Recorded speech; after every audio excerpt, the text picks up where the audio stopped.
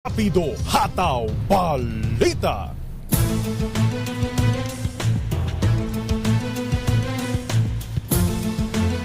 Narito ang pinakahuling balita hanggang sa mga oras na ito. Pinaimbestigahan ni Senator Bong Revilla sa Senado ang pagdami ng mga billboard sa pangunahing kalsada sa Metro Manila.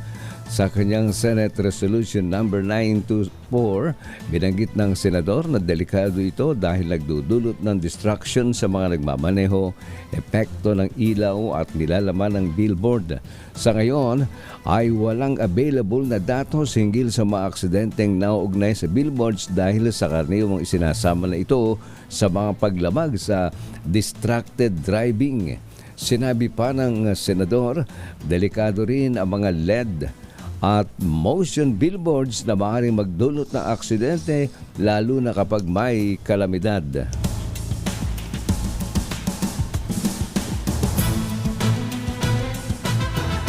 Makatatanggap ng tulong pinansyal ang mga biktima ng sunog sa Puerto Princesa sa Palawan. Ito inihayag ni House Speaker Ferdinand Martin Romualdez na siya ring caretaker ng Palawan 3rd District matapos pumanaw si dating gobernador at Representative Edward Hagedorn. Sinabi ni Romualdez na magbibigay siya ng 35 milyong pisong tulong para sa mga natulang lugar na idadaan sa DSWD, partikular na sa Assistance to Individuals in Crisis Situation Program. Makakatanggap ang bawat pamilya ng naapektuhan ng tig 10,000 pisong tulong pinansyal. Ayon kay Romualdez, nasa mahigit 450 kabahayan ang natupok at mahigit 720 pamilya apektado ng naturang sunog na sumiglab kaninang umaga sa barangay Pagkakaisa at Bagong Silang.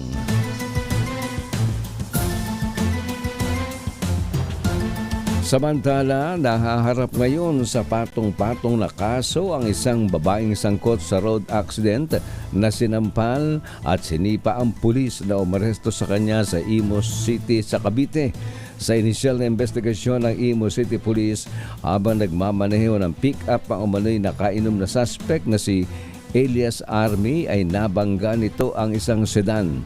Nang nabigo ang suspect na maipakita ang kanyang driver's license, ay dito na ito nagwala at sinampal, sinipa ang naturang pulis. Nasa kustodya na siya ngayon ng pulisya at naharap sa reklamong reckless imprudence resulting in damage to property, driving without license, driving under the influence of alcohol at direct assault. Mula sa DZRH News Center, ako si Andy Verde. Tuloy-tuloy sa pagbabalita, tuloy-tuloy sa serbisyo, sama-sama tayo, Pilipino.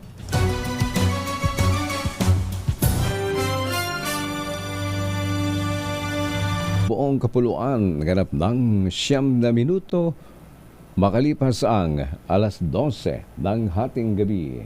RH Rapido Hataw Balita.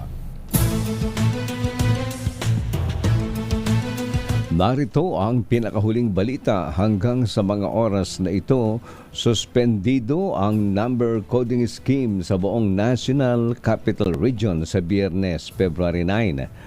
Ayon sa Metro Manila Development Authority, ito ay kaugnay sa deklarasyon ng Malacanang sa February 9 bilang dagdag na special non-working day para sa Chinese New Year. Sa makatuwid, ang lahat ng mga sakyan na may plakang nagtatapos sa 9 at 0 ay maaaring bumiyahe anumang oras sa Biyernes sa buong Metro Manila. Pinamamadali ni Pangulong Ferdinand Marcos Jr. sa mga ahensya ng gobyerno ang mga proyektong tutugon sa kakulangan sa tubig. Sinabi ito ng Pangulong Marcos sa pagbubukas ng Davao City Bulk Water Supply Project kanina umaga sa Davao City. Ito umano ang pinakamalaking water supply project sa bansa na kaya mag-supply ng 300 milyong litro ng tubig kada araw para sa higit na 1 milyong Davaoenos. Dagdag pa ni Marcos, sa pamagitan ng proyekto ay matiyak din ang akses ng mga residente sa malinis na tubig na magpapabuti sa kalidad ng kanilang pamumuhay.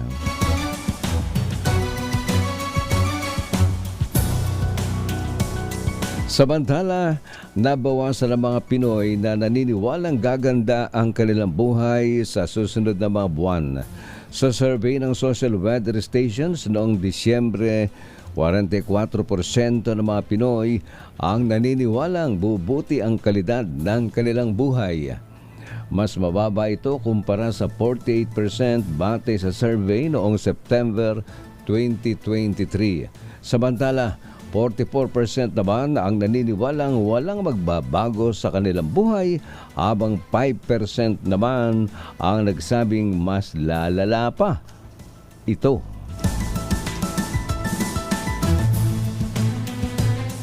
Mula sa DZRH News Center, ako po naman, Andy Verde. Tuloy-tuloy sa pagbabalita, tuloy-tuloy sa serbisyo, sama-sama tayo, Pilipino.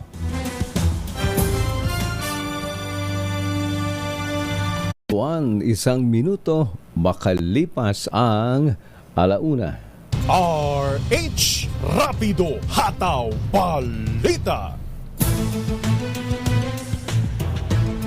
Narito ang pinakahuling balita. Hanggang sa mga oras na ito, bumaba sa 1.6 trilyon ang bilang ng mga Pilipinong walang trabaho sa pagtatapos ng 2023. Ayon sa Philippine Statistics Authority, patumbas ito ng 3.1%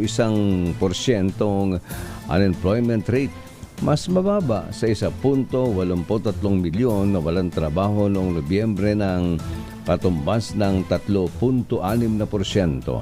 Dahil dito, ang 3.1% na unemployment rate noong Disyembre ang pinakamababa simula noong 2005.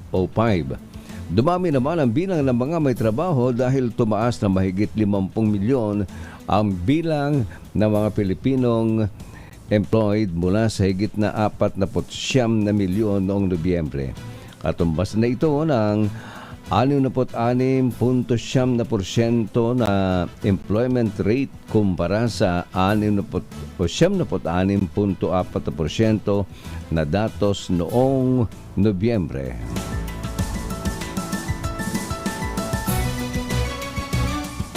Pinangunahan ni Pangulong Ferdinand Marcos Jr. ang pamamahagi ng Land Electronic Titles o e-Titles sa mahigit na 2,000 agrarian reform beneficiary sa Davao Region 11. Sa talumpati ng Pangulo, unang hakbang pa lamang ang pamimigay ng lupa upang maiangat ang mga magsasaka sa kahirapan. Iti dahil hindi sasapat ang lupa lamang at kinakailangan din na alalayan ang mga ito sa pamagitan ng iba pang serbisyo gaya ng binhi, abono at mga kagamitan. Nangako rin ng Pangulo na magpapatayo pa ito ng karagdagang infrastruktura gaya ng mga kalsada at bodega. Target na ba ni PBBM na tapusin ang naturang programa sa ilalim ng kanyang termino, lalo't ito ay sinimulan pa noong panahon ng kanyang ama.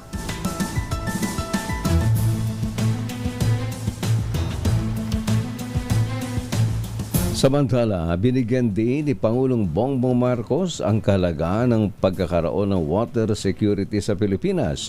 Sinabi ito ni Marcos sa kanyang pagbisita sa Davao City para pasinayaan ng Davao City Bulk Water Supply Project. Layunin ng proyektong ito na matugunan ang problema sa tubig ng higit 1 milyong Davaoenos. Sabi ni Pangulong Marcos, mahalagang matapos agad ang mga water project para matiyak ang water security ng bansa. Napipinsala umano ang kakulangan sa supply ng tubig, ang kalidad ng pamumuhay ng mga Pilipino, maging ang economic activities ng bansa. Mula sa DZRH News Center, ako po si Andy Verde. Patuloy sa pagbabalita, patuloy sa serbisyo. Sama-sama tayo, Pilipino.